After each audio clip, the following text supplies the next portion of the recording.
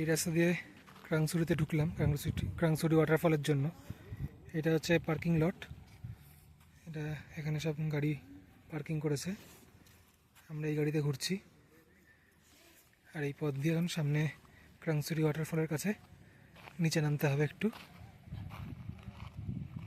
ক্রাংসুরিতে এখন 2:30 বাজে।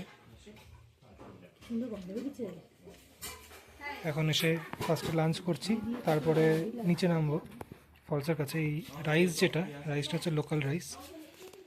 এখানেই একটা এই লোকাল রেস্টুরেন্ট ঠিক না, মানে এদেরই এখানে খেয়ে নিয়ে তারপরে এই পথ দিয়ে ফলসের কাছে নামতে হবে।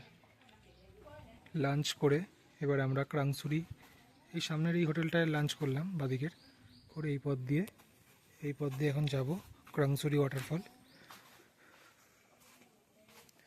রাস্তাটা একটু কাঁচা, এই রাস্তা দিয়ে এখন নামতে হবে। ইফি ফলস যখন দেখতে গেছিলাম ওয়েদার ভালো ছিল, রোদ ছিল। বাট মেঘালয়ের এটাই হচ্ছে মেন বৈশিষ্ট্য যে যে কোনো সময় বৃষ্টি হতে পারে। যদিও এখনও বৃষ্টি হয়নি, কিন্তু মানে মেঘ করেছে।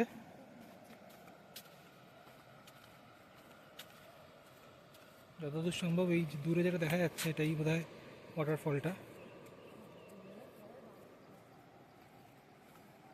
এই পথ দিয়ে এখন আমরা যাব। সামনে খানিকটা পথ আসার পর এখানে ল্যান্ডস্লাইড হয়েছে, যার জন্য পুরো মাটি হয়ে রয়েছে, রাস্তা খারাপ। দেখা যাক কতটা যেতে পারি। সামনে এটা হচ্ছে ভিউ পয়েন্ট। একদম কাছে অবধি যাওয়া যাবে কিনা বুঝতে পারছি না।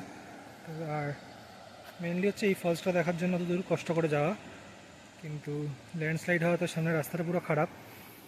দেখা যাক, সামনে গেলে বুঝতে পারবো যে পুরোটা যেতে পারবো কি না। না যেতে পারলে ব্যাড লাক।